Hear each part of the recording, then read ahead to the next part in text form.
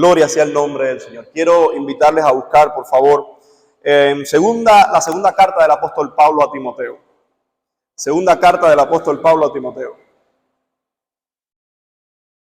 Capítulo 4. Segunda carta del apóstol Pablo a Timoteo, capítulo 4.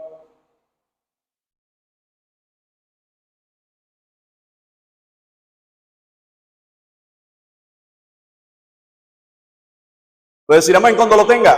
Segunda a Timoteo, capítulo 4. Leemos la palabra ahí en el nombre de nuestro buen Señor. Dice, te encarezco delante...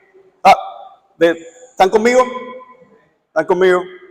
Te encarezco delante de Dios y del Señor Jesucristo, que juzgará a los vivos y a los muertos en su manifestación y en su reino. Que prediques la palabra, que instes a tiempo y fuera de tiempo.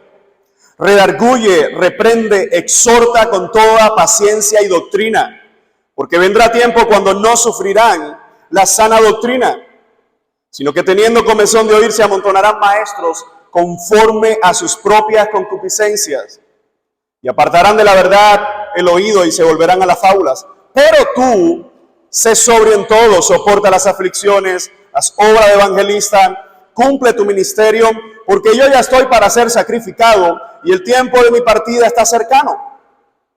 He peleado la buena batalla, he acabado la carrera, he guardado la fe. Por lo demás me está guardada la corona de justicia, la cual me dará el Señor juez justo en aquel día, y no solo a mí, sino también a todos los que aman su venida. Gloria sea al nombre del Señor. Mis amados hermanos, una de las cosas que nosotros entendemos estos días es que si pensamos en todo lo que el Señor hace en medio de su iglesia, nosotros podemos pensar que tú y yo nos encontramos viviendo un contexto posiblemente tan difícil o más difícil que cuando se escribió esta carta del apóstol Pablo. De hecho, cuando uno se habla de la vida pastoral, mucha gente ha puesto este sinónimo de es una vida de prosperidad, es una vida de manganzones, es una vida de vividores, es una vida de charlatanes, es una vida de vagos que no hacen nada y le lavan el cerebro a la gente. Lo cierto es que esas frases, muchas de ellas son verdad, tristemente. Cuando nosotros pensamos en la vida pastoral, el título de esta conferencia general es El pastor y la sana doctrina.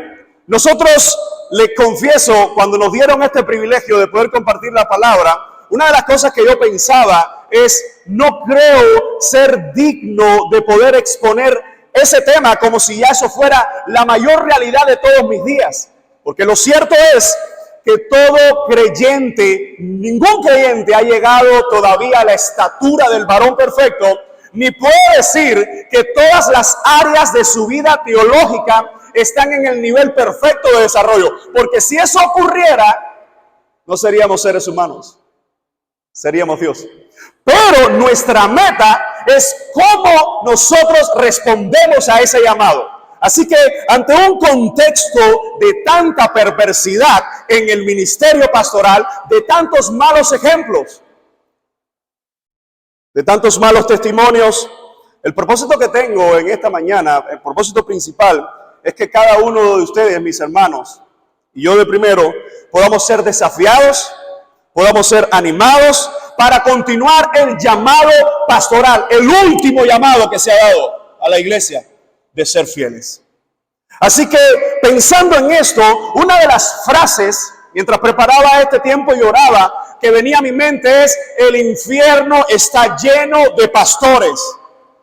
Yo decía, ¿cómo puede venir esa idea una y otra vez, una y otra vez? Y es una gran realidad.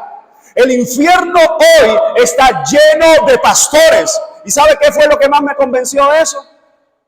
Mirar a mi alrededor, todos aquellos que se autodenominan pastores alrededor del mundo, y nos damos cuenta que es cierto, que todos los que están muriendo en esa condición están yendo directamente al infierno.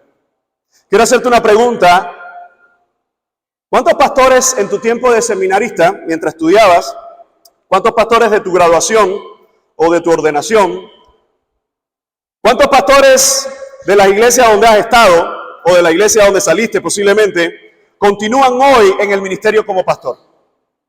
¿Cuántos? Todos recordamos nuestro grupo de estudiantes de pastores. ¿Cuántos?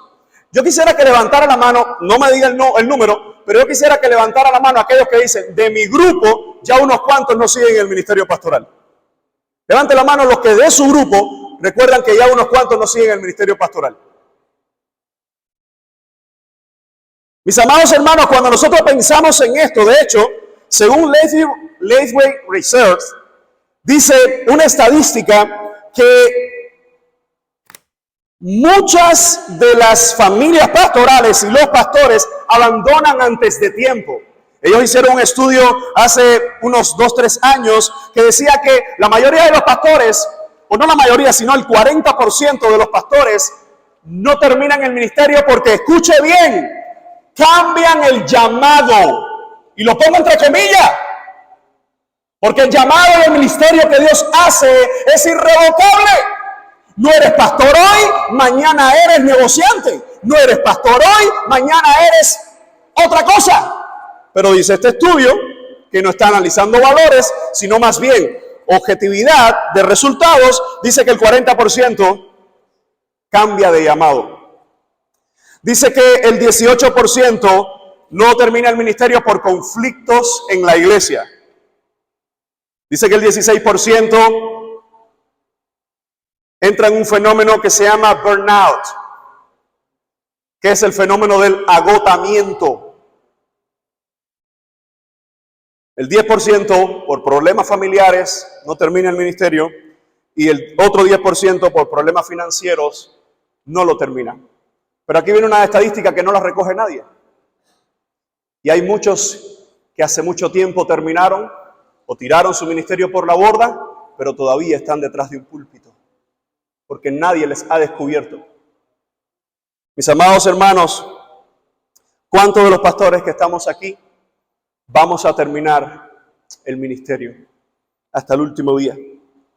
¿Cuántos de los pastores que estamos aquí vamos a terminar el último de nuestros días cuando cerremos nuestros ojos viviendo para el Señor, pero viviendo de una manera fiel? Viviendo para el Señor, no viviendo del Señor. Lo cierto es que cuando vemos esta carta que Pablo le escribe a Timoteo, si nosotros amamos al Señor, una de las cosas que tenemos que hacer es que debemos amar la teología paulina, porque Pablo de los apóstoles es el que más desarrolla la teología de la iglesia y el único que escribe 3 cartas pastorales. Piensa por un momento, de las 13 cartas que se le atribuyen a Pablo, esta carta, segunda carta a Timoteo, es la última. Y si usted tiene todavía abierta su Biblia ahí, se va a dar cuenta que esta porción que acabamos de leer, capítulo 4, versículos 1 al 8, esa última porción,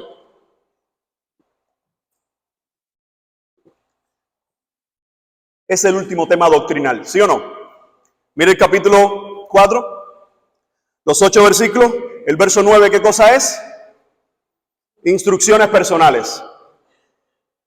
Verso 19, los saludos y la bendición final.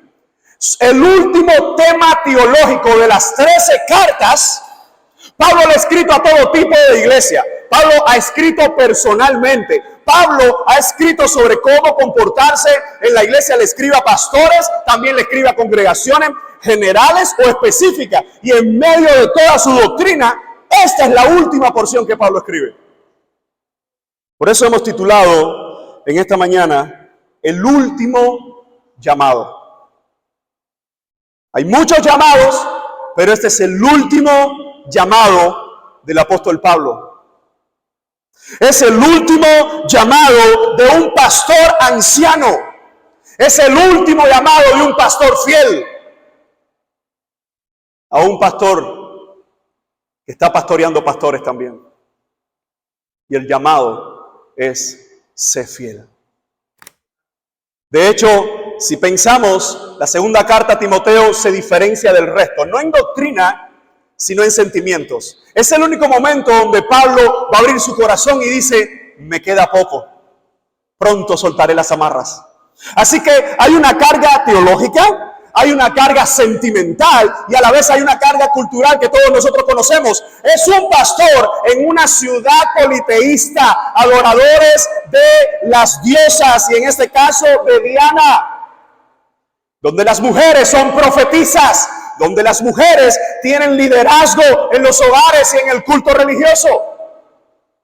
Y a este pastor joven, Pablo le escribe no una, sino 2 cartas. E incluso, cuando escribe su primera carta, según los historiadores, se cree que Tito está en el medio. Hay un lapsus entre la primera y la segunda carta, y esta es la carta de despedida.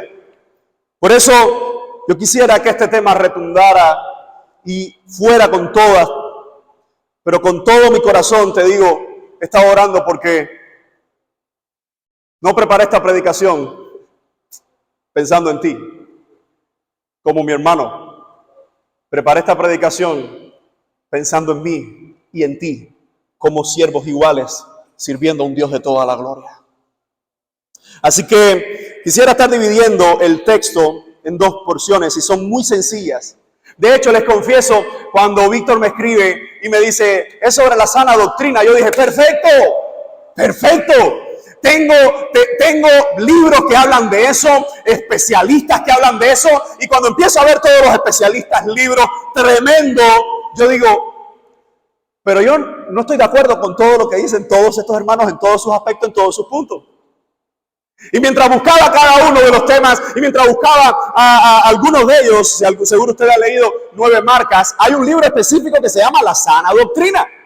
Y mientras buscaba, una de las cosas que venía a mi mente es, si quieres hablar a tus hermanos de sana doctrina, ¿qué es lo mejor para hablar de sana doctrina? Bueno, al final, gracias a Dios, tiene que hablar de la Biblia. ¿Qué mejor conferencia, qué mejor exposición que buscar lo que le dijo Pablo en su último momento de vida, por lo menos en su última escritura teológica? Antes de despedirse de todo, en su último testamento, para un pastor que él lo ha visto crecer, para un pastor que lo ha visto llorar, que lo ha visto sufrir enfermedades estomacales, para un pastor que lo ha visto desafiar su cultura siendo fiel. Dividiré el texto en 2 partes. En primer lugar hablaremos bajo el subtítulo Sé fiel a la palabra, lo que es la ortodoxia en la vida del pastor. Y en segundo lugar estaremos hablando Sé fiel al ministerio, lo que es la ortopraxis en la vida del pastor. Pensemos por un momento, si nosotros analizamos lo que Pablo ha desarrollado hasta aquí, teológicamente hablando, ya Pablo ha instruido a Timoteo sobre todo su comportamiento. En la primera carta ha sido exhaustivo sobre su don, sobre su ministerio, sobre cómo debe actuar con las hermanas de la iglesia, los hermanos, los ancianos, los niños, las más jóvenes. Y en medio de todo esto, fíjense cómo Pablo va a terminar. Y es esta primera porción que queremos ver. Sé fiel a la palabra. De hecho, el término ortodoxia, lo que significa ese ortos, es algo recto. Y doxia tiene que ver con pensamiento. De ahí viene entonces doctrina. Lo que sería la ortodoxia es la correcta doctrina. Y mis amados hermanos, mucha gente pudiera darse el lujo de decir, yo no me meto en doctrina. Tú y yo no podemos hacer eso. Somos totalmente responsables. De hecho, somos los encargados de guiar esa doctrina en nuestras vidas y en la vida de la iglesia. Así que, mire cómo dice Pablo y comienza esta parte. Te encarezco delante de Dios y del Señor Jesucristo, que juzgará a los vivos y a los muertos en su manifestación y en su reino. Veamos cómo en esta primera parte Pablo nos va a dar 5 mandatos. 5 mandatos dirigidos a Timoteo. Pero antes de comenzar los mandatos, él hace una pausa para dar un necesario preámbulo. ¿Cuál es el preámbulo que nosotros vamos a ver aquí? El preámbulo es este, dice: te encarezco delante de Dios y del Señor Jesucristo. Cuando se usa la frase te encarezco, de hecho el término griego está mostrando todo lo que se asemeja a un juramento. Tú y yo sabemos que los cristianos no juramos, pero lo que Pablo está haciendo aquí es usando una nomenclatura. Cuando tú llevabas a alguien frente a un juicio y lo ponías ante la audiencia, y es: juras decir la verdad, solo la verdad y nada más que la verdad. Eso no se inventó ahora, eso es de los griegos y posteriormente de los romanos. Así que Pablo usa una nomenclatura donde dice: esto que te voy a decir, Dios es testigo en el cielo y nosotros los hombres en la tierra. Es un pacto de lo que vamos a hablar, Timoteo. Es una prioridad en tu vida lo que vamos a hablar. Hemos hablado de muchos temas. Este es el último llamado.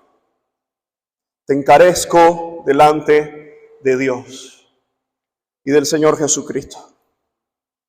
Evidentemente, Pablo, como heraldo, está haciendo una solemne declaración a su pupilo, que tiene muchos pupilos, y le está diciendo: esto no es entre tú y yo, esto no es de hombre a hombre, esto no es de amigo a amigo, esto no es de consiervo a consiervo, esto es entre Dios y nosotros. Amados hermanos, así es el ministerio. En el ministerio yo siempre escuché: no, porque este es mi Pablo, este es mi tutor. Pero yo con el tiempo me he dado cuenta que tengo Pablos, tengo muchos hermanos que me han tutoreado, pero tengo contemporáneos míos que también me han tutoreado. Tengo contemporáneos míos de los cuales también aprendo, pero incluso tengo pupilos, siervos y discípulos que han comenzado el evangelio y de ellos estoy aprendiendo. Una de las cosas que nosotros entendemos, hermano, es que Pablo, en su última porción revelada por el Espíritu Santo, no puede dejar su corazón pastoral aparte. Y él dice: esto que estamos hablando no es una cosa de dos, es una cosa entre la Trinidad y nosotros, sus siervos. Por lo tanto, él usa la Trinidad de una forma genérica, hablando del Padre y hablando del Señor Jesucristo. Y miren cómo comienza la declaración y la invocación. Es una invocación teológica. ¿A qué doctrina está haciendo alusión Pablo aquí?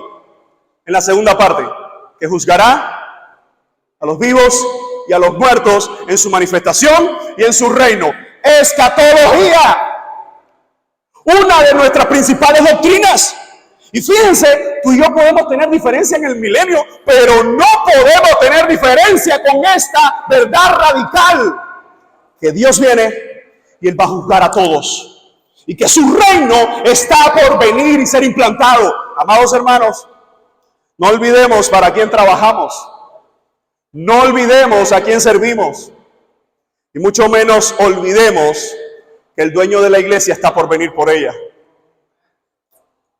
Pensemos nosotros lo que dice el apóstol: que juzgará a los vivos y a los muertos en su manifestación en su reino. Ahora, piensa cómo esta idea recalca en el corazón de Timoteo. Te pongo a Dios por testigo, la Trinidad está en medio nuestro, y la doctrina que quiero recalcar es que Él viene a juzgar a todos, a los que viven, pero a los que partieron también. Él viene a juzgar a todos, y en ese juicio es un cara a cara entre dos pastores y la mismísima Trinidad.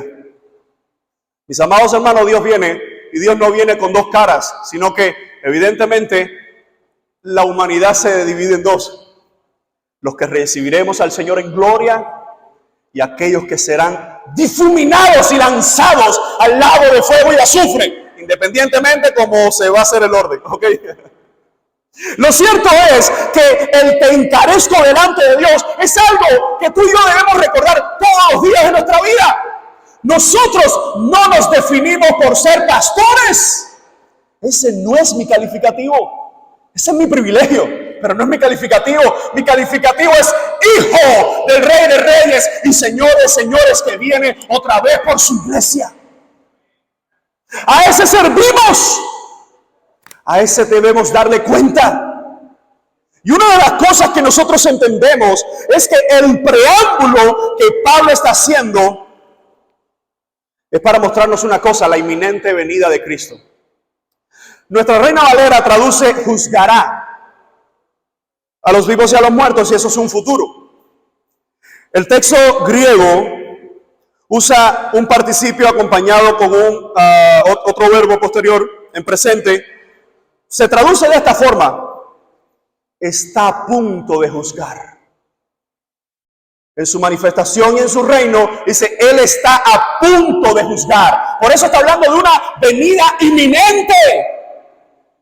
Y nosotros a veces pastoreamos como si el Señor nunca viniera. Nos aferramos tanto a las cosas como si la iglesia fuera nuestra. Nos aferramos tanto a un proyecto como si Dios no viniera y Él fuera el encargado de la iglesia. Amados hermanos, pensemos por un momento que lo que Pablo está usando como preámbulo es una de esas doctrinas que debemos recordar todos los días. Estamos en medio de la prueba más difícil. Mi Dios reina y viene otra vez por mí. Estamos en la situación más crítica. Dios está en su trono y viene por mí y su iglesia. Porque soy su iglesia.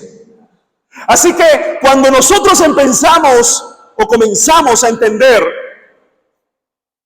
que esto se trata de la Trinidad y nosotros, no de nosotros y la iglesia, nos vamos a dar cuenta de la importancia de los 5 imperativos que ahora va a dar el apóstol. ¿Dónde encontramos el primero? ¿Cuál es el primer imperativo después de un preámbulo tan glorioso y necesario?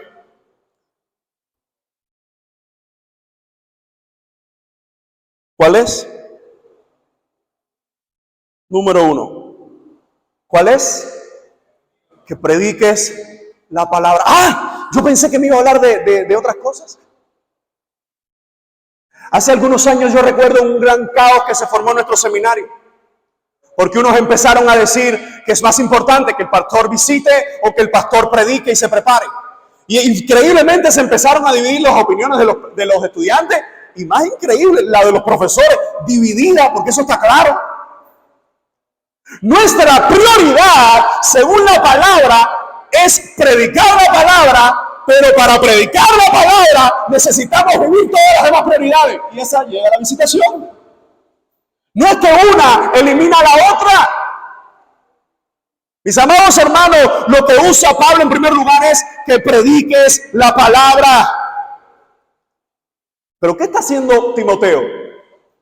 Predicar la palabra. ¿Para qué pusieron a Timoteo en Éfeso? Predicar la palabra.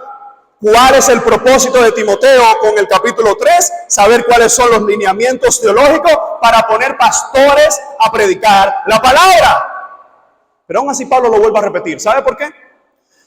Porque una de las cosas que nosotros entendemos, y sobre todo en nuestro contexto cubano, es que el pastor tiene que ser el que lo hace todo en la iglesia. Y la gente piensa que predicar la palabra es algo del que el pastor hace. Escuche, tú y yo seremos juzgados por todo nuestro ministerio. Pero esta es la prioridad. ¿Sabe dónde lo aprendemos? No en las cartas pastorales, en el libro de los Hechos. Los apóstoles, cuando la iglesia empezó a crecer y empezó a crecer y empezó a crecer, dijeron, no es justo, no es dicaios que dejemos la oración y la palabra por servir a las mesas. Necesitamos diáconos. No diablóconos. Necesitamos diáconos. No sé cómo vas a traducir diablóconos. Pero lo cierto es, amado hermano, que cuando nosotros hablamos del servicio a las mesas, cuando nosotros hablamos del servicio, tú y yo necesitamos entender que muchos pueden cargar el cubo del cemento, pero ninguno puede orar y estudiar para preparar lo que Dios quiere decir a su iglesia cada domingo en la mañana.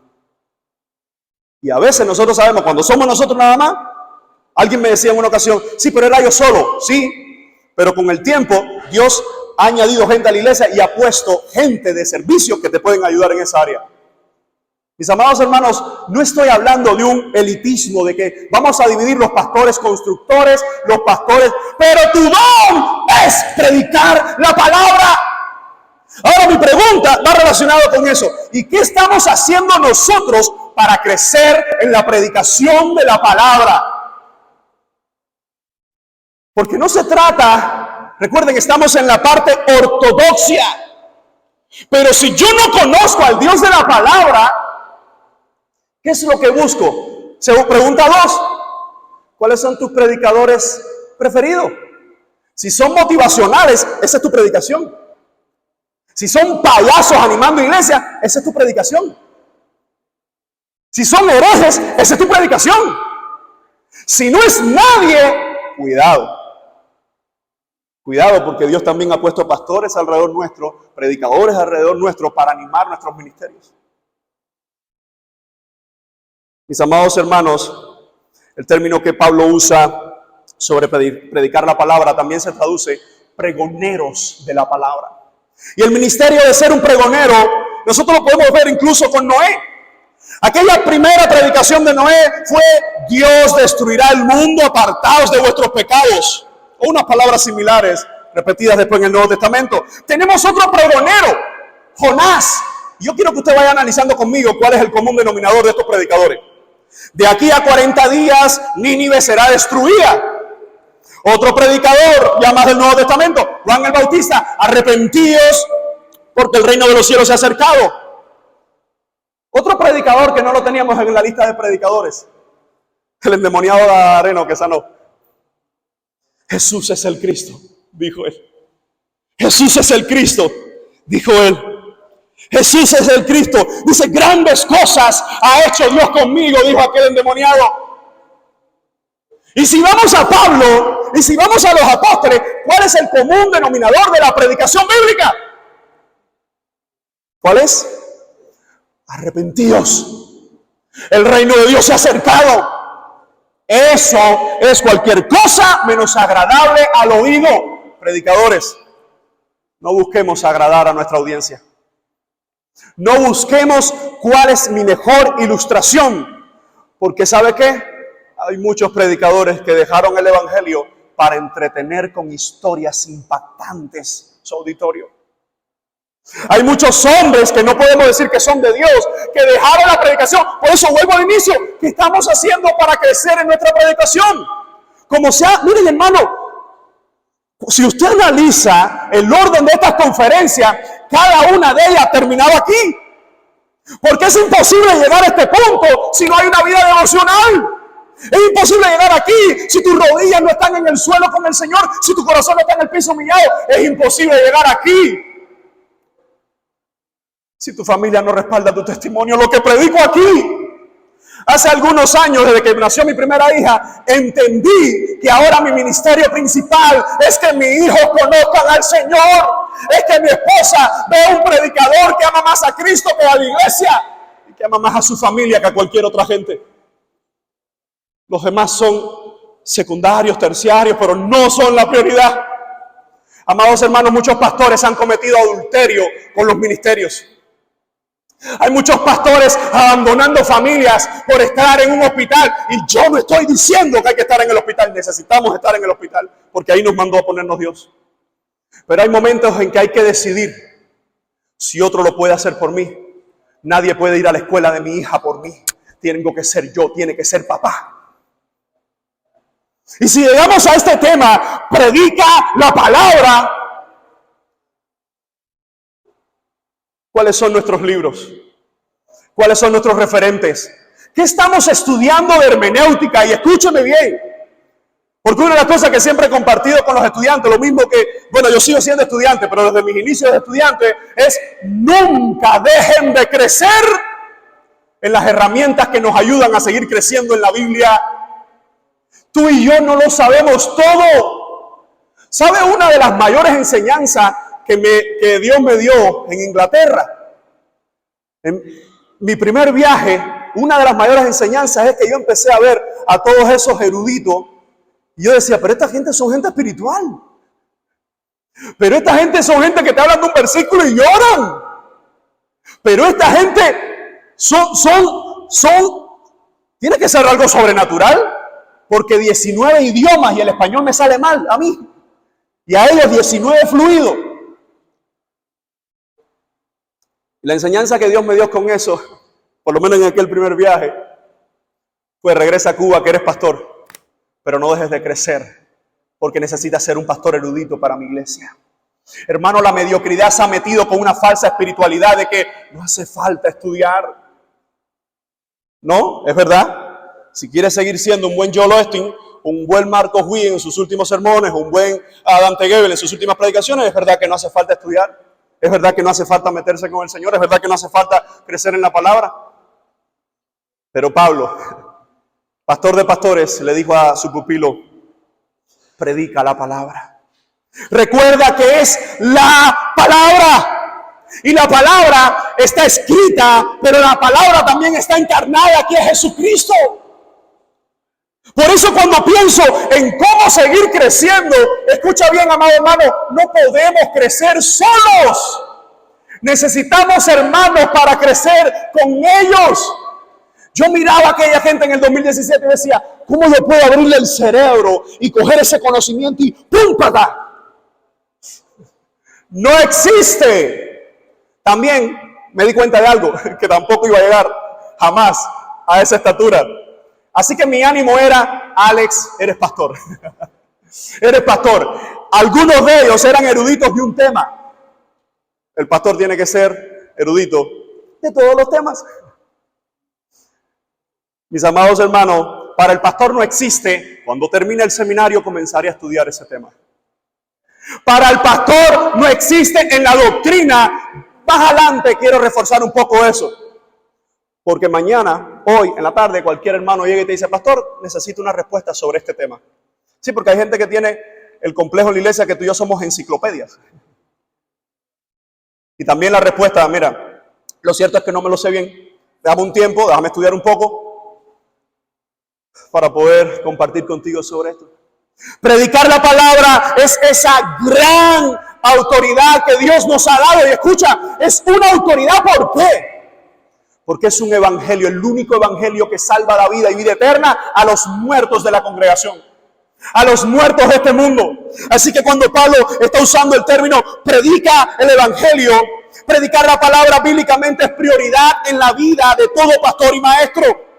En tiempos de charlas motivacionales, en tiempos de discursos, escucha bien, netamente académicos. Me dijo una hermana en un campamento que estuvimos, que ella es de otra denominación muy reconocida en Cuba, y sobre todo en el área de erudición, y me dijo: hacía años que no escuchaba un sermón con la unción del Espíritu.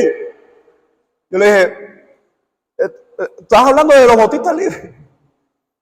Dice: en ese campamento, no, ella es de otra denominación. Me decía: porque son todos académicos, pero no tienen el Espíritu Santo.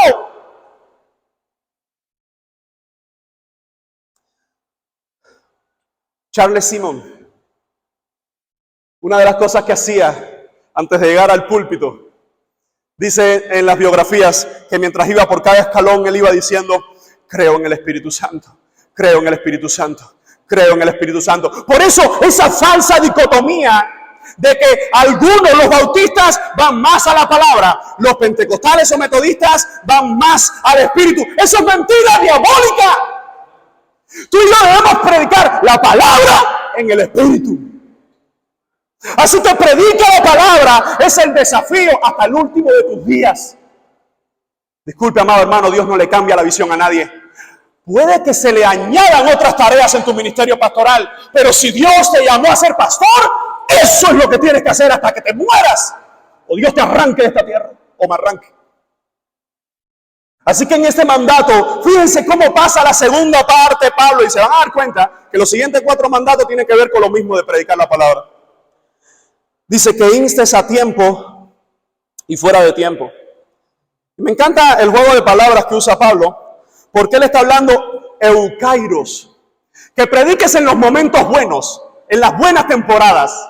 ¿A cuánto nos ha pasado que estamos predicando de un tema y tú dices: este es el que me gusta?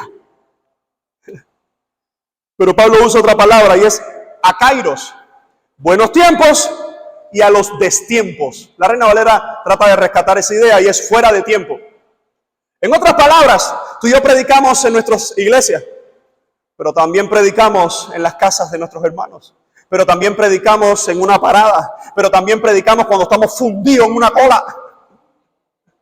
¿Cómo traduce fundido en una cola? Va, te la puse fuerte.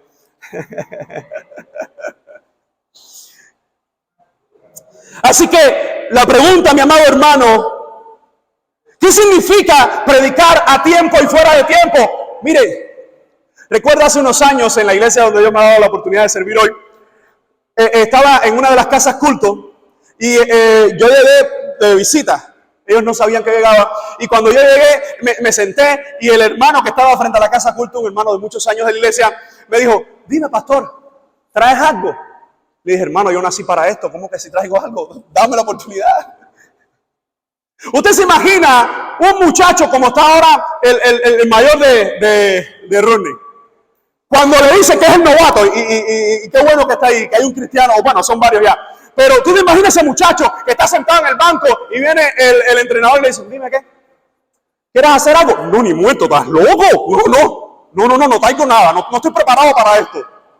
Hermano, tú y yo tenemos que estar preparados a tiempo, fuera de tiempo. Y la única forma de estar preparados a tiempo y fuera de tiempo es estar conectados con el Señor, tiempo y fuera de tiempo. Yo no sé tú, pero tú y yo tenemos que estudiar al menos 3 cosas en la vida cristiana como pastores. La Biblia, que es por obligación, los temas que nos gustan y muchas cosas que a veces no son del total agrado para nosotros. Pero todo hay que estudiarlo, incluso fuera de la Biblia.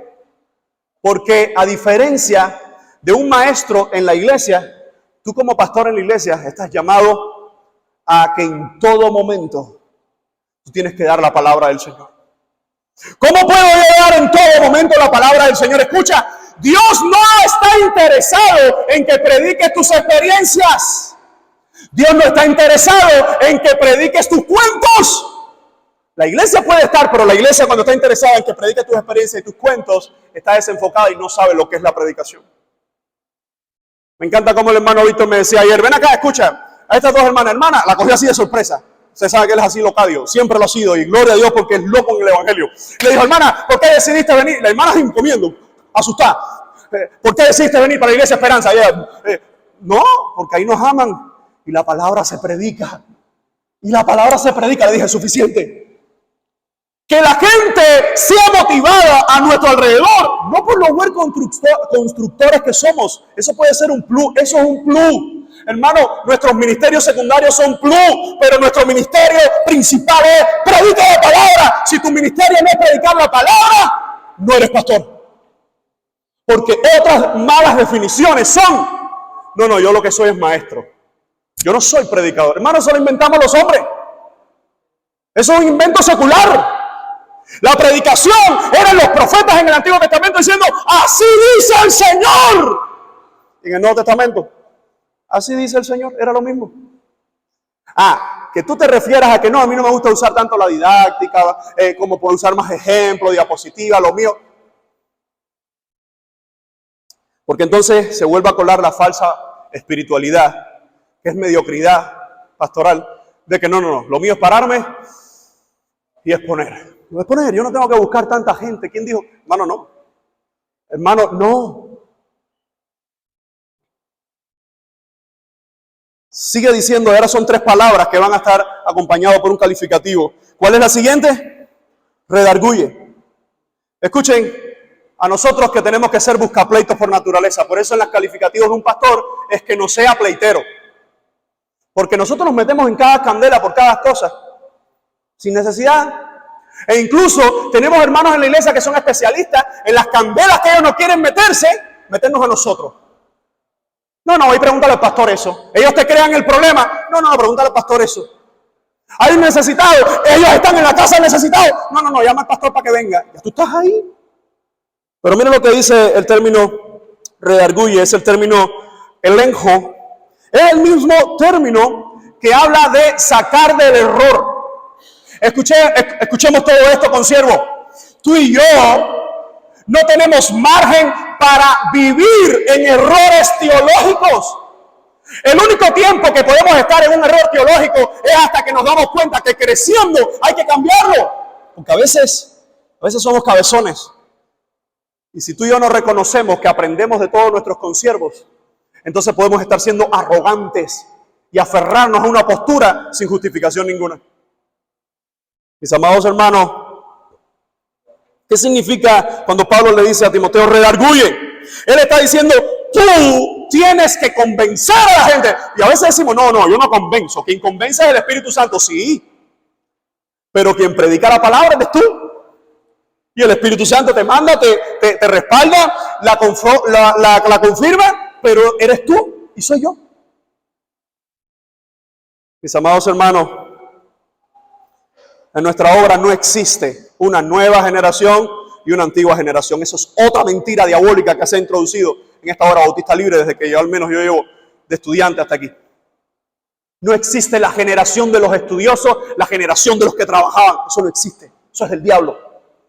Existe la generación que nos ha precedido, que fueron fieles, y existe una nueva generación que se sigue levantando y es fiel. Lo demás, cuentas darán a Dios. Eso es lo que existe entre los pastores, o lo que la Biblia nos dice. Así que el término redarguir, el término saca del error, viene acompañado con la siguiente palabra y es reprende. ¿Cuántos de nosotros por reprender a la gente nos han mirado mal? ¿Por qué la gente se da cuenta de lo que alguien hace mal, pero no lo reprende ellos? ¿Y a quién dicen? Al pastor. Y la Biblia, cuando habla del término disciplina en Mateo 18, habla, si tu hermano tiene algo contra ti, está hablando a la iglesia en general. Pero la iglesia dice, no, es el pastor el que tiene que reprenderlo. Ahora, hermano, una cosa es cierta, nos guste o no nos guste, ya cuando nos enteramos de la situación, es cierto que hay que asumir. Mis amados hermanos, recuerde que pastor no es cualquiera. No todos, a veces dicen, no, que las mujeres no pueden ser pastoras. Eso es bíblico, pero también es bíblico que no todos los hombres pueden ser pastores. No es solo que las mujeres, no, es que ni todos los hombres clasifican para ser pastores. Si hablamos de sana doctrina, hay pastores que se explotaron en el ministerio y hay otros que nunca han debido ni deben estar, porque están descalificados por la Biblia. Pero entonces vamos a las falsas teologías del pragmatismo. No, pero es que mira cómo crece su iglesia. Búscame en la Biblia donde se enseñó la doctrina de iglesia crecimiento. Eso no existe. Se enseñó la doctrina de la iglesia y ella crece porque los santos son añadidos, porque la iglesia predica el evangelio, porque las almas vienen sedientas. Ese es el método bíblico para que se provoque un avivamiento en nuestras iglesias. Pero tenemos patrones seculares metidos dentro de las congregaciones. Mis amados hermanos, redarguye, reprende. Mira lo que dice este autor. En el proceso de redarguir o convencer al pecador, este debe ser reprendido severamente. No se debe reducir la gravedad de su pecado. Por eso es que nos toca a nosotros. Cuando alguien ha fallado, tú no puedes... Mira, a mí me da pena esto, pero tú tienes que ir y reprenderlo. Por eso es que este calificativo en la sana doctrina está respaldado, porque yo soy irreprensible.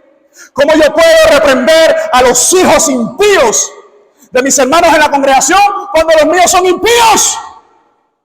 ¿Cómo yo puedo decirle a hermanos de la congregación que sus esposas están actuando mal cuando ellos ven que la mía es una impía? Amados hermanos, no todos estamos calificados para ser pastores. No todos son llamados a ser pastores.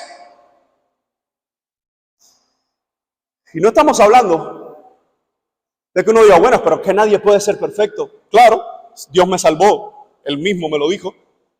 Pero una cosa es cuando yo entiendo que en mi vida hay áreas que tienen que seguir moldeándose por el evangelio. Pastores, todos los que estamos aquí, algunos con más canas, otros con menos pelo, pero todos los que estamos aquí tenemos el mismo llamado: ser fiel al Señor. Ser fiel al Señor en su palabra, redarguyendo, reprendiendo, dice exhortando. E interesantemente la palabra exhortar en el griego es parakaleo.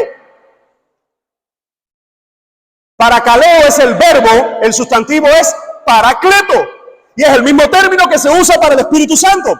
Así que la acción de exhortar, tú y yo, escuche, tú y yo tenemos al Espíritu Santo, pero reproducimos la obra de la exhortación que el Espíritu hace en nosotros en los demás.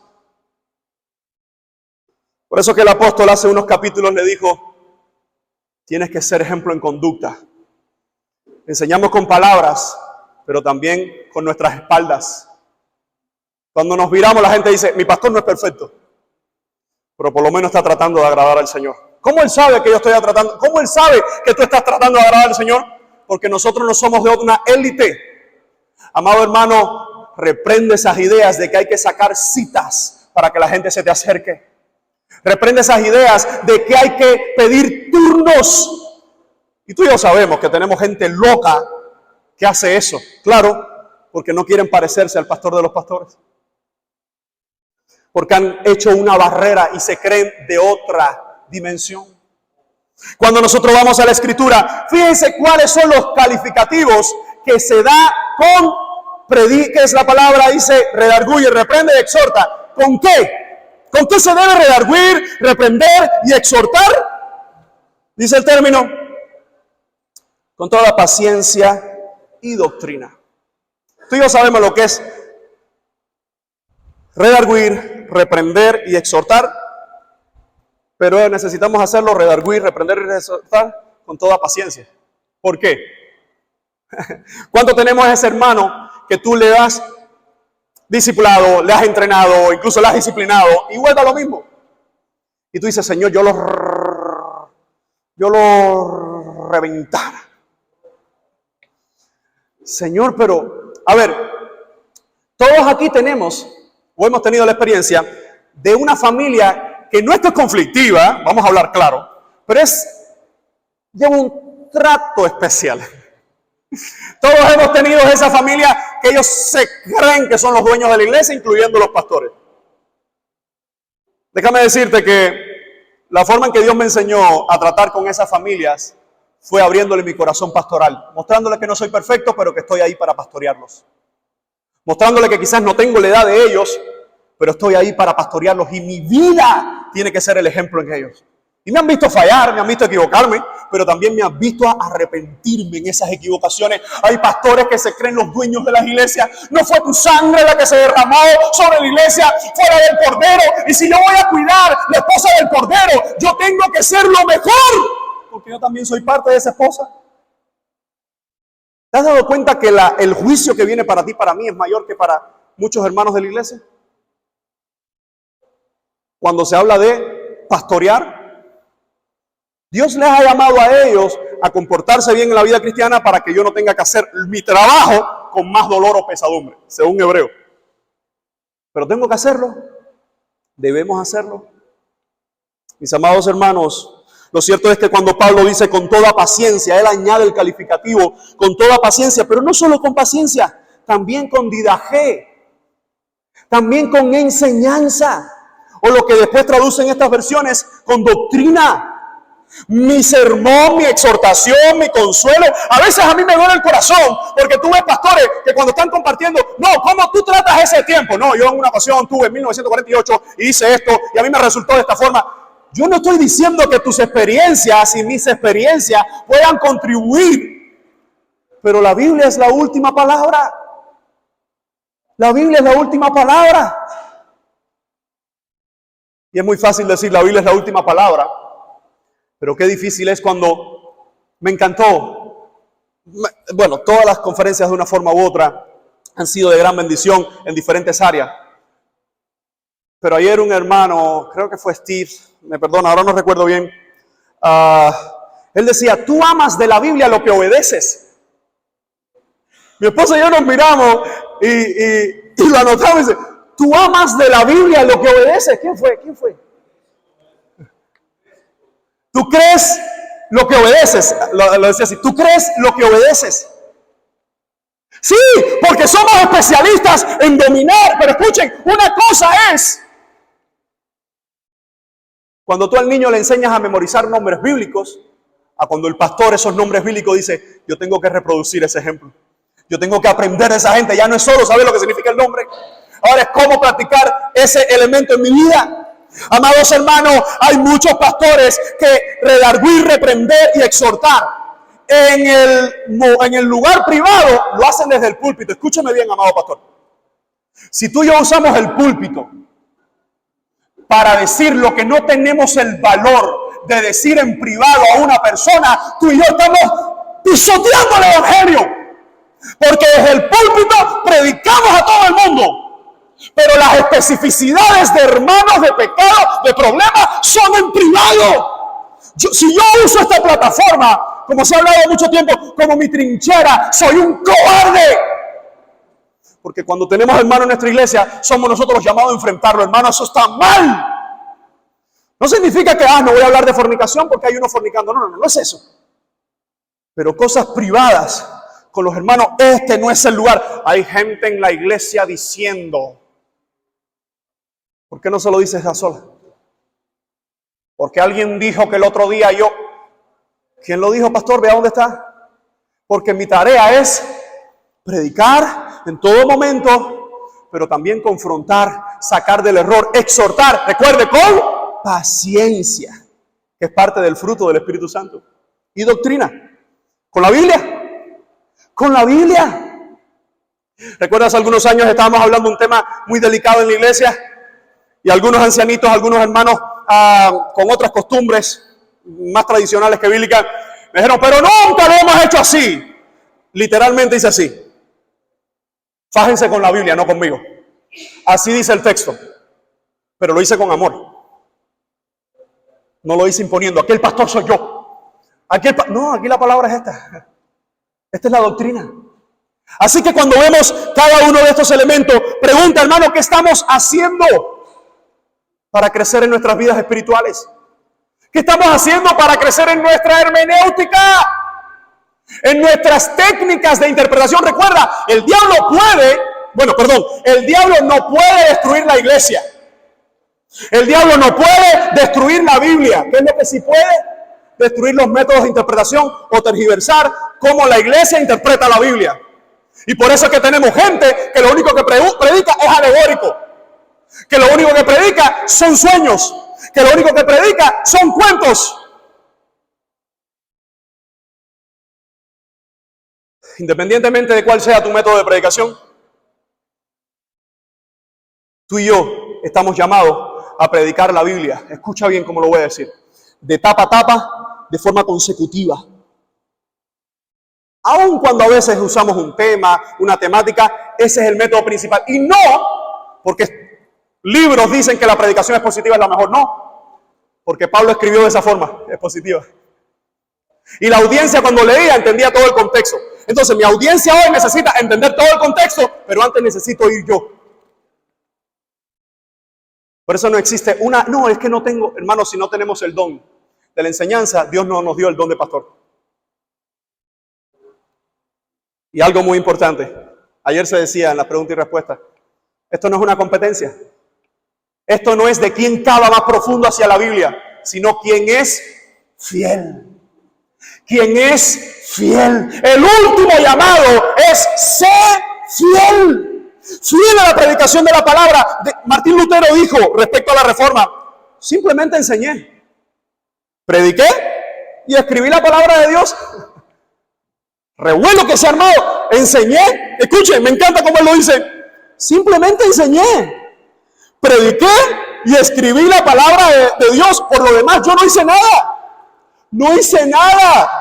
La palabra lo hizo todo. Vuelvo a repetir, no hice nada. Se lo dejé a la palabra. Una de las cosas que conversamos algunos hermanos siempre con esto es, una vez comenzamos a ser fiel a la palabra, hermano, el avivamiento en nuestra familia, nuestra vida, en orden, el avivamiento en nuestra vida espiritual, en nuestros hogares, en nuestras iglesias, en la iglesia de Jesucristo, en Cuba. Lo que necesita esta Cuba, este comunismo diabólico, para que sea exterminado, es que el evangelio siga avanzando. ¿Sabe por qué? Porque está demostrado que cuando alguien es pasado de muerte a vida, la gente dice comunismo, la gente dice socialismo, la gente dice las cosas de los hombres. Cristo es el camino y la verdad. Amado hermano, ese es el que predicamos. Ese es el que tú y yo estamos llamados a exponer. Así que Pablo ahora nos da cuál es la razón de este mandato de ser fiel. Verso 3 y verso 4. Dice Pablo, porque vendrá tiempo cuando no sufrirán la sana doctrina. Vendrá tiempo cuando no sufrirán la sana doctrina. ¿Te has dado cuenta que el término sana doctrina, donde aparece, es en un contexto que la gente no la quiere vivir, que la gente no la quiere practicar. Por eso el llamado paulino es: sé fiel. ¿Por qué debo ser fiel a la predicación? ¿Por qué debo ser fiel a la consejería bíblica? ¿Por qué debo ser fiel a la visitación bíblica? La visitación bíblica es cuando vas y compartes también la palabra. ¿Por qué debo ser fiel? Porque Dios respaldará su palabra, no mis palabras y las tus palabras. Porque Dios lo que respalda es su Biblia, porque el Espíritu Santo reveló la Biblia, no te reveló a ti ni a mí nada. ¿Cuál es la razón? Porque vendrá tiempo, dice Pablo, cuando ellos no van a sufrir. ¿Qué es sufrir? El término que Pablo usa para sufrir la sana doctrina es, te voy a explicar lo que es sufrir. Lo que tú y yo hacemos todos los días. Cuando estamos a solas con el Señor, con su palabra. ¿Cuántos nos ha pasado esto? Estamos en medio de la palabra, en nuestro estudio, en nuestro devocional, y el Señor empieza a animar nuestras vidas. Mire, una de las cosas que he hecho en los últimos años, lo he compartido con amigos, es que cada vez que empiezo el nuevo método de la Biblia, todo un año empiezo una nueva versión. Recuerdo cuando empecé en la versión, la Nueva Biblia de las Américas, y llegué a la etapa de Sara, a la historia de Abraham, como usa palabras un poco más actualizadas. Estaba en medio, recuerdo que en esos momentos, en esa etapa, mi esposa estaba embarazada de la segunda niña y estábamos en una cola y yo estaba leyendo la Biblia en esa versión que nunca había leído, sobre todo ese pasaje, y yo empecé a reírme. Dice Hazy, oye, ¿qué te pasa? ¿Estás nervioso? Dice, no, qué locura esto de Sara. Sara está loca. Hay un ente divino y ella se está riendo. Eso no puede ser. Ella está viendo una manifestación gloriosa y la forma en que la estaba diciendo me resultó fresco, porque estamos acostumbrados a una versión. ¿Qué es lo que te estoy diciendo con esto? Amado hermano, la estrategia que usamos. Una de las cosas que decía Boris, no creo que fue en la conferencia, fue en una de las preguntas y respuestas, es el mejor tiempo o el peor tiempo devocional de familia es el que no se tiene. Es verdad. A veces vemos a esos grandes hombres y aquel se levantaba a las 4 de la mañana y el otro tenía 7 horas de oración y uno queriendo reproducir ese modelo, fracasas. Pero recuerda, no es el modelo, es al Dios al que amamos, es al Dios con el que oramos, es al Dios al cual nos rendimos. Así que cuando pensamos en esto, lo que el apóstol dice, va a venir tiempo cuando la gente no le va a importar la sana doctrina. ¿Cuál es la definición de sana doctrina? La Biblia de tapa a tapa. Hay aspectos teológicos, pero la sana doctrina es la Biblia de tapa a tapa. Y fíjense, cuando está diciendo, cuando no sufrirán la sana doctrina, y él explica qué va a pasar en ese tiempo. ¿Qué es lo que pasa en ese tiempo? ¿Qué dice el texto? Sino que teniendo ¿qué?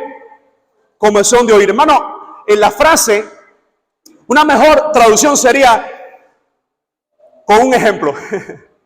¿A cuánto les ha pasado alguna vez esa carcomilla en el oído? ¿A cuánto le ha pasado? A ver. Yo en una etapa de mi vida que después tuve que dejarlo, como algunos de ustedes también, porque se infectó el oído, tenía casquillos incluso. Ahí donde tenía la computadora tenía casquillos y me rascaba. Pero eso te provocaba Bueno, Pablo está usando la palabra griega, es esa gente que le provoca esa picazón que solo aquellos que la han experimentado pueden decir, y empieza, quizás algunos dicen, no, a mí donde me pasas es en los dedos de los pies. Y empiezas a dar violín hasta que llega la sangre y después viene el dolor. Fíjense cómo Pablo está diciendo que va a venir gente que dice, teniendo comezón de oír, se van a amontonar maestros. La idea es, posiblemente por cada predicador fiel, por cada pastor fiel, hay varios ejemplos de infieles. Algunos de los que están aquí pueden dar testimonio de que se graduaron y ¿cuántos de los que están aquí, más del 50% de los que se graduaron contigo ya hoy no están en el ministerio? Más del 50%. Hay varios. Ahora, ¿qué es lo que nosotros pensamos con esto? Que ser fiel a Dios no depende de quién me discipuló, no depende de quién me enseñó, no depende de dónde estudié, depende de a quién estoy arraigado, depende de quién me llamó, depende de quién me sostiene. Así que cuando el apóstol está usando el término, sino que teniendo comezón de oír, se van a amontonar maestro conforme a sus propias pasiones perversas.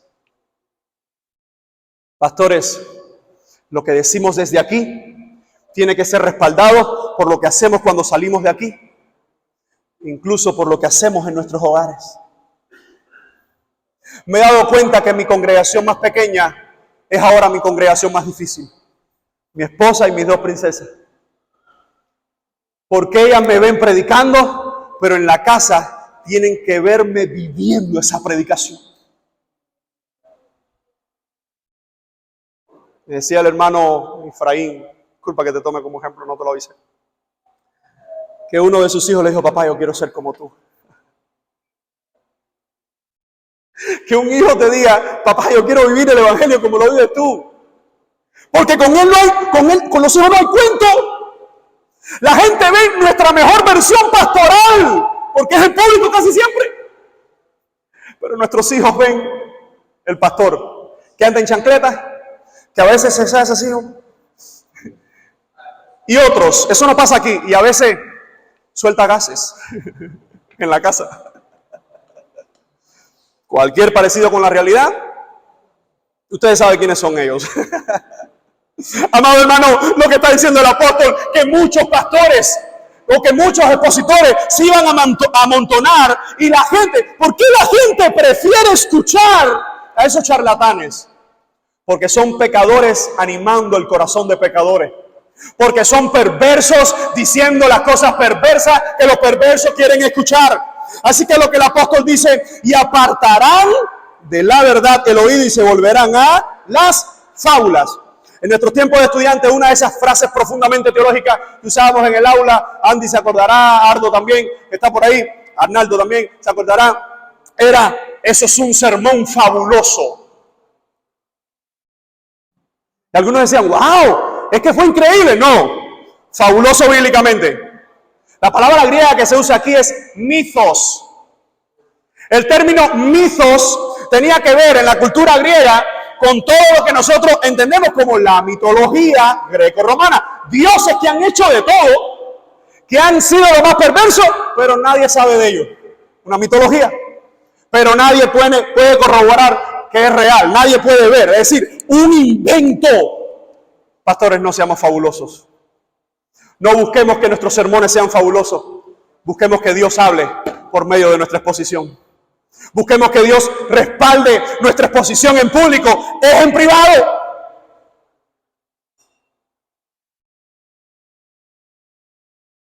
La razón que Pablo nos da, nos está diciendo: hay gente que anhela más ser, que sus corazones sean llenos de la perversión que escuchan, a que la palabra. Hermano, predicar fielmente la palabra del Señor no es una sugerencia para nuestras vidas, es el llamado de nuestras vidas. Así que lo que el apóstol nos está comentando es que necesitamos ser ortodoxos. Y la forma de ser ortodoxos es ser humilde.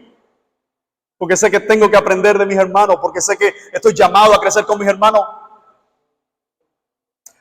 Déjame confesarte algo.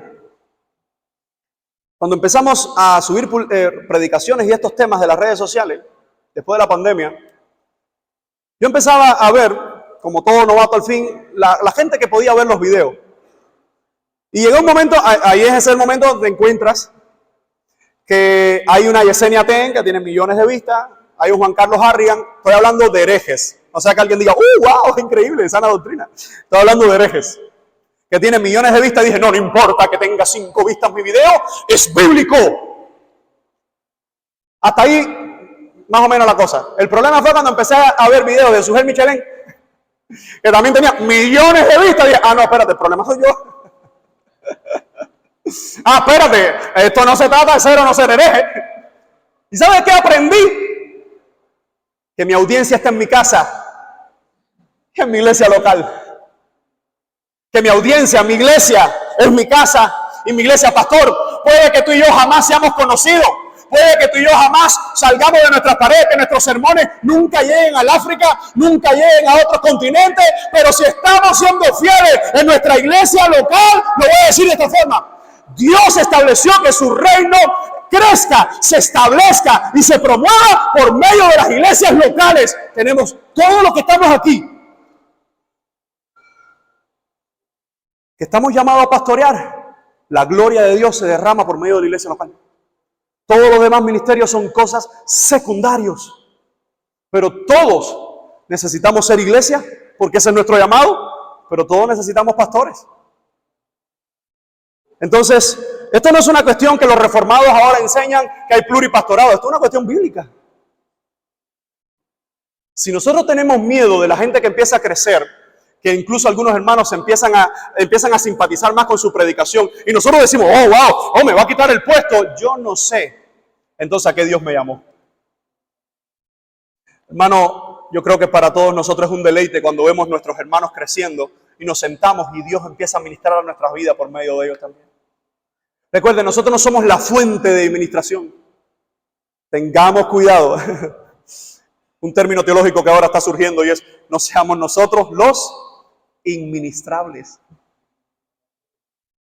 Aun cuando mi hermano, su homilética, aun cuando mi hermenéutica todavía está en proceso, aún así necesitamos tomar el así dice el Señor de nuestros hermanos. Fíjense entonces cómo pasa Pablo al segundo mandato: sé fiel al ministerio. Escuche bien, una ortodoxia sin ortopraxis es intelectualismo vacío. Pero la ortopraxis, que significa sencillamente la correcta práctica, una ortopraxis sin ortodoxia es religión vana. Los católicos parecen ser que tienen una ortopraxis, ayudan al prójimo, hacen esto, hacen aquello, pero su ortodoxia no existe. Así que nuestra doctrina tiene que estar acompañada con nuestra práctica. O también la Biblia la ha llamado testimonio de los de adentro y los de afuera. Mis amados hermanos, fíjense cómo Pablo usa este texto. Dice: pero tú, ese contraste, pero tú, es entre tantos charlatanes, entre tantos perversos que le arrastran el oído a la gente, tú. Pablo lo dice de otra forma. Hay gente popular que arrastra a gente, que son pecadores animando pecadores, pero tú no te puedes dar el lujo. Mientras otros dicen: no, yo preparo el sermón el domingo mismo por la mañana, tú y yo no nos podemos dar ese lujo. Tú y yo no nos podemos dar el lujo de ¿qué voy a predicar el domingo que viene? Una de las cosas que aprendí a las malas, y después me di cuenta que esa era de las buenas, que cuando predicas todo el consejo de Dios, eres fiel a Dios, eres fiel a su palabra, y te quitas una carga de ¿qué voy a decir? Hermano, ten cuidado de estar dependiendo de tu intelecto y tu ingenio para llenar tus mensajes. Cuando estamos como pescando, ¿cuál es el tema último? Para ver qué digo el próximo domingo, dejamos el así dice el Señor. A la corta o a la larga terminamos rellenando más con nuestras ideas que con la propia palabra dice. Mis amados hermanos, ahora Pablo dice: sé fiel. Tú sé sobrio en todo. Dice, número 1, soporta las aflicciones. Tú y yo tenemos doctorados en lo que es sufrir el evangelio, ¿sí o no? Un pastor, cuando quiere agradar a Dios, y el pastor que está agradando a Dios ya tiene doctorados en que la gente hable injustamente de ti mal. Un pastor que quiere agradar a Dios tiene doctorado en que la gente no te comprenda, en que la gente no te entienda. Pero recuerda que disciplina al presente es causa de gozo para las personas. Y tú y yo disciplinamos de dos formas. Tenemos la disciplina formativa, que es por medio de la predicación, y tenemos la disciplina correctiva, que es cuando un creyente ha transgredido un mandamiento, ha transgredido un área, y tenemos que disciplinarlo correctivamente. Pero todos los domingos, nuestros sermones, la palabra de Dios, si es todo el consejo de Dios, va a sonar a 2 o 3 gente, va a darle fuerte a la gente. Alguien me decía en una de las penúltimas series sobre Corintios: pastor, me parece que está un poco fuerte la predicación. Yo le dije: dímelo a mí. El primero que el Espíritu abofetea es a mí cuando estoy desde el lunes preparando el sermón para el domingo. Dímelo a mí. ¿Por qué razón? Porque nosotros no somos la élite hablando a la iglesia, somos la iglesia hablando a la iglesia.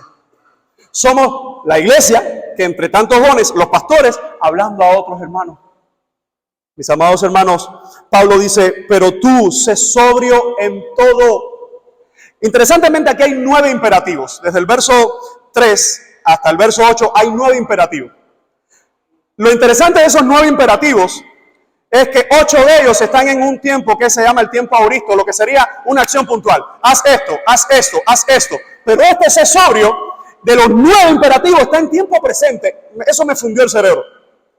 ¿Por qué no seguir la línea que está diciendo Pablo, auristo, es decir, acciones puntuales? Debes hacer esto, debes hacer esto, debes hacer esto. Y cuando llega sobrio, cambia al tiempo presente. Bueno, porque increíblemente todo es importante, pero ser sobrio no es algo que puedes dejar para mañana. Ser sobrio, y fíjense, hay una traducción que rescata del idioma original, mente fría. ¿Cómo que mente fría? Sí, porque los sentimientos me pueden confundir, porque las sensaciones me pueden confundir. La idea de mente fría es no te dejes dominar por los sentimientos. Tú y yo sabemos que en nuestro tiempo de consejería, mucha gente con las lágrimas derramadas en el piso han salido a pecar igual. Y yo digo, esto no me puede volver a pasar. Y ahí entonces, para el siguiente ya tú dices, no es suficiente que llores. Tienes que tomar decisiones en tu vida por Jesucristo. Mis amados hermanos, el término ser sobrio incluso se puede traducir, debes estar siendo sobrio. Debes saber la diferencia entre lo que dice el Señor y lo que yo quisiera decirle a Él. 2 o 3 veces. Te lo buscaste, desgraciado. No, esa parte no se la puedes decir. Esa parte pastoralmente no aplica. Entonces a veces sale más la oveja que el pastor, la oveja rebelde que el pastor que está ahí. Y ahí la idea de ser sobrio, hermano. Ser sobrio es cuando sabes que tienes mucha gente hablando mal de ti, pero como nadie se ha atrevido y ha sido valiente a decírtelo de frente y son terceros y cuartos y quintos, tienes que decirle, aún así te amo.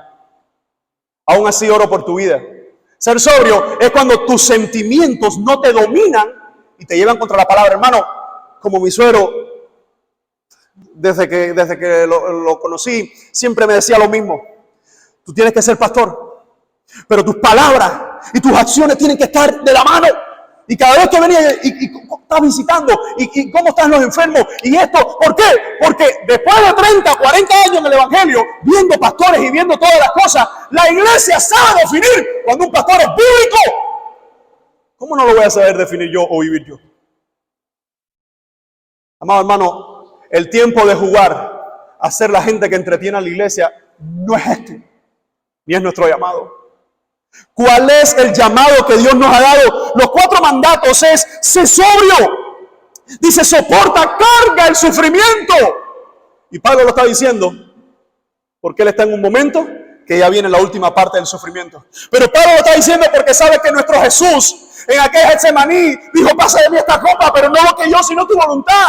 Hermano, si hemos sido llamados al ministerio, escucha bien, al ministerio fiel, sufrimiento es garantizado. Lágrimas, anota, garantizado. Dolor, anota, garantizado. Injusticia, anota, garantizado. Pero ¿cuál es tu llamado? Sé fiel. ¿Cuál es mi llamado? Sé fiel.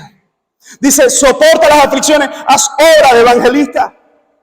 Algunos han pensado que el ministerio específico que tenía aquí Timoteo era ser evangelista, pero lo cierto es que por la carta, el contexto y la primera carta, no necesariamente Pablo está haciendo alusión de que Timoteo es un evangelista separado de los demás ministerios, porque él es pastor, evidentemente.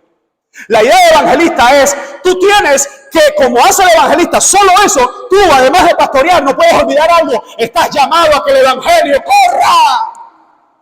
No, la iglesia no es exitosa porque tú eres el pastor. La iglesia es bendecida porque Dios es su pastor. A mí me pusieron ahí, Él me puso ahí, pero Él es el dueño. Él pagó por ella, Él la compró y dentro de ella me compró a mí. Yo solo tengo que, a diferencia de otros, dar cuenta por ella. Mis amados hermanos, haz obra de evangelista y fíjense cómo dice el término, cumple tu ministerio. ¿Sabe cuál es la palabra que se usa aquí para ministerio? Diaconía. Por eso es que Pablo, aquí en evangelista y en diaconía, no está hablando simplemente de esos dos de esas dos partes ministeriales. Está hablando una vez más, cumple con tu servicio. Y interesantemente, el término cumple tu ministerio usa una cláusula griega que es lleva tu ministerio hasta el final. Me encantó esa canción que está de lema. Porque dice, me estoy gastando. Yo no sabía que me estaba gastando por el evangelio hasta hace 1 año y medio atrás. Cuando me tomaron la presión y la válvula hizo ¡puf! Yo no sabía que me estaba gastando en el evangelio hasta que a veces me voy a levantar y esto de espaldas si yo soy atlético. ¿Qué está pasando aquí? Yo no sabía que me estaba gastando en el evangelio hasta que me di cuenta que se me está cayendo el pelo. Hermano, vale la pena gastarse en el evangelio para Jesucristo. ¿Sabe que las estadísticas son alarmantes? La muerte principal de los pastores, ¿cuál es? ¿Cuál es? ¡Bumba! ¡Para la válvula! ¡Bah! ¿Por qué? ¿Por qué? Mire qué sencillo. Usted está en el culto. Está la obra de Navidad, no sé, está ocurriendo un programa. Está la alabanza. Y la gente, ¡oh, gloria a Dios, gloria a Dios! Y tú estás fundido ahí. Porque 2 hermanas han dado un entrapiñazo de atrás y nadie lo sabe. ¡Oh, qué lindo el culto! ¡Oh, la gente se convirtió! Y tú estás fundido ahí. Porque hay una familia que se puso brava con no sé quién y no vino al culto. No hay que ir al culto, tú tienes que ir de intermediario. Amado hermano, mire, lo aprendí con mis 36 años. El día que el Señor me vaya a llevar, que me lleve, pero que cuando me lleve pueda escuchar su frase. Bien, buen siervo y fiel. Bien, buen siervo y fiel. Bien, buen siervo y fiel. Yo quisiera durar 90 hasta que me di cuenta, Señor, que los años que sea haciéndote fiel a ti. Señor, que los años que me vas a tener en esta vida, en el ministerio, siga siendo fiel a ti. Por eso cuando Pablo usa estos términos, dice, sé sobrio en todo, soporta aflicciones, sobre evangelista, cumple tu ministerio. Es decir, lleva tu ministerio al final. Hermano, honremos el ministerio. Es cierto que muchos han pasado antes que nosotros y están descalificados por completo. Es cierto que hay gente que tú escuchas, ¿qué le pasa a fulano? ¿Le sacó el pie al ministerio? ¡No! Tú y yo estamos llamados, el último llamado es el mismo de nosotros. Sé fiel. Hermanos, seamos fieles. Porque el que comenzó la buena obra la terminará. El que pagó por la iglesia viene por ella. El que me dijo, sé fiel, estoy contigo, está contigo. La gente piensa que los pastores no lloran. Nosotros lloramos y a veces lloramos con más sentimiento. Porque empezamos a ver cosas que la iglesia no ve. La iglesia ve a una persona levantando sus manos y dice, ay, qué bueno es. Y tú estás viendo un diácono que está fajado con no sé quién y tú has hablado con él, que está fajado con el otro, y aún así lo estás pastoreando, aún así lo estás guiando. Y en ese mirar, aún así tú tienes que decir, Señor, ayúdame a ser fiel. Si otros fallaron, si otros son mentirosos, si otros son ladrones, si otros son lujuriosos, si otros son sinvergüenza, no quiero ser de ese grupo. Si otros lo hacen, tú no me llamaste a eso. Si otros pisotean el ministerio, tú no me llamaste a pisotear el ministerio. Así que cuando Pablo nos da cada uno de estos elementos, él dice, porque yo ya estoy. Fíjense los 3 tiempos que usa Pablo. Dice, yo ya estoy para ser sacrificado. Yo ya estoy para ser entregado como una ofrenda. En griego, lo que está diciendo, me van a entregar como una ofrenda en libación. Fíjense como Pablo ve su muerte. Él no ve su muerte como un martirio. Y decimos, el martirio de Pablo. Él no ve su muerte como un sufrimiento. Él dice, porque yo ya estoy para ser sacrificado. En el original griego está diciendo, voy a ser entregado como una libación, una ofrenda al Señor. Dice, ya he terminado. El tiempo que usa Pablo aquí es un tiempo perfecto. Es decir, ya todo. Estoy listo para ser sacrificado. Dice, y el tiempo de mi partida está cercano. La palabra que usa Pablo aquí para partida es el tiempo de soltar la soga. El tiempo de que el barco vaya a zarpar y suelte. Esa es la palabra para partida. El tiempo de soltar las amarras y salir ya está cerca. Tú y yo sabemos por la historia que poco tiempo después de esto, Pablo es decapitado. Pero miren lo que dice un pastor que ha terminado. He peleado la buena batalla. El término que Pablo usa aquí, he peleado, Se escucha como he agonizado la buena agonía. He agonizado. Escuchen, pastores, nosotros tenemos normalmente lo que se conocería como 3 bautismos, ¿verdad? ¿Cómo? Déjeme explicar, no me apedree todavía, ni me ponga en la lista de Seniaten. Tenemos el bautismo del Espíritu, que es la conversión, la salvación. Tenemos el bautismo en agua, que es el mandamiento, el cumplimiento del mandamiento. Pero tú y yo tenemos el bautismo en agonía. Nuestras vidas son bautizadas en agonía. En el ministerio fiel al Señor, nuestras vidas son cada día bautizadas en sufrimiento. Por eso es que Pablo, y no lo estoy diciendo yo, lo está diciendo uno que terminó. Dios permita que esas pudieran ser nuestras últimas palabras. He peleado, he agonizado, dice Pablo, la buena batalla. No es cualquier batalla. Porque es una batalla que aunque está enmarcada por agonía, por sufrimiento, es la batalla del Señor, la buena, la única. ¿Cómo vamos a terminar nuestras carreras? ¿Cómo vamos a terminar nuestro ministerio si no le damos toda nuestra vida, nuestra fuerza, nuestra agonía, nuestras pruebas a aquel que pagó por ella? Dice Pablo, he acabado la carrera. Pablo evidentemente está usando términos militares y términos deportistas. Pero la idea de acabar la carrera, mira, muchos comienzan, pero no todos pueden terminar bien. ¿Cómo estamos en el transcurso de nuestra vida? No sabemos. Algunos dicen, no sé si estoy al inicio, al medio, al final, pero ¿dónde estoy? ¿Estoy siendo fiel? Así que Pablo lo que está diciendo, he terminado la carrera. Y él dice, he guardado la fe. Evidentemente a mí aquí el término fe no está hablando de salvación. Él está hablando de la vida cristiana.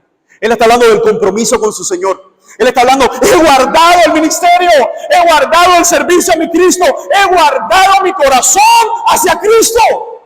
Hermano, ser fiel no es algo que puede esperar para mañana. Ser fiel es algo que necesitamos hacer hoy.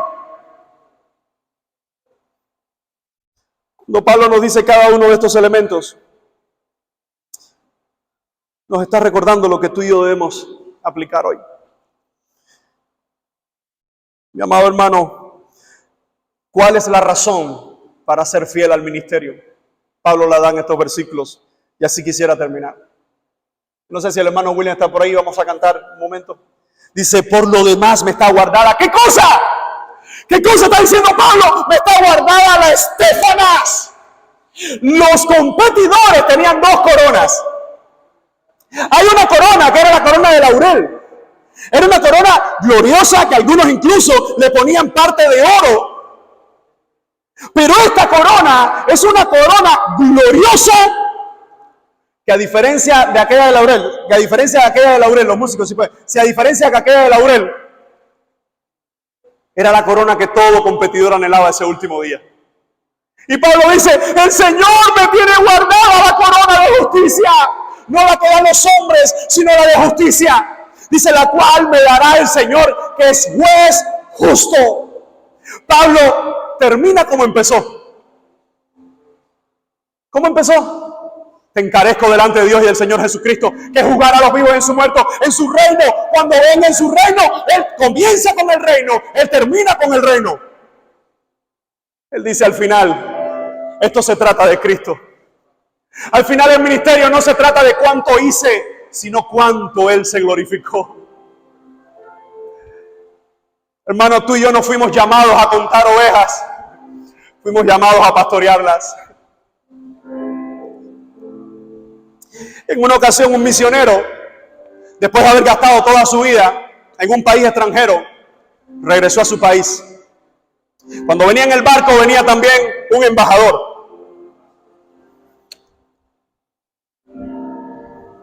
Cuando llegaron los dos, este embajador fue recibido con vítores, proclamas, aplausos y carteles que decían bienvenido a casa. Al misionero no le esperó nadie. El misionero empezó a llorar y se apartó a un lado y dijo, Dios mío, me gasté por ti. me gasté por ti. Y este hombre llega a su casa y todo el mundo le aplaude, todo el mundo dice, ¿qué trabajo has hecho? Y a mí, yo me gasté por ti. Esto es lo que merezco. ¿Acaso es justo el ministerio? Ese hombre se lleva el crédito por algo que no tiene que ver ni con tu reino. ¿Acaso es justo? Y ante un silencio, escuchó en su corazón, hijo, no has llegado a casa. Hijo, no has llegado a casa. Tu premio no es aquí. Tu corona no está aquí. Cuando llegues a casa, tu premio soy yo. ¿Quién es el premio de tu ministerio? Es Jesucristo. ¿Quién es el premio por ser fiel a tu familia? Es Jesucristo. ¿Quién es el premio por ser un verdadero creyente? No, pastor, un verdadero creyente. Tu premio, mi amado hermano, mi premio es Jesucristo. Así que Pablo dice, juez justo en aquel día, y no solo a mí, sino también a todos los que aman su venida. Mi amado hermano, ¿cuál es nuestro llamado? Mi amado hermano, ¿cuál es el legado que yo le voy a dar a mis hijos, a la siguiente generación de pastores? ¿Qué van a ver en mí? Recuerden, que no vean cuán lejos llegó, sino cuán fiel fue a Dios, a su familia y a su iglesia. Usted sabe que hay muchas eslogans, muchas frases. Dios, patria, vida, patria, libertad, no sé qué. No.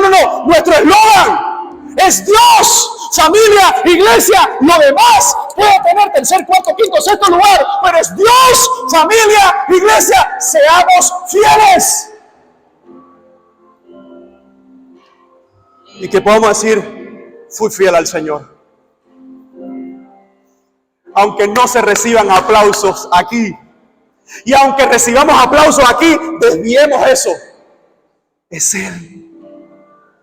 El último llamado. El último llamado es ser fiel.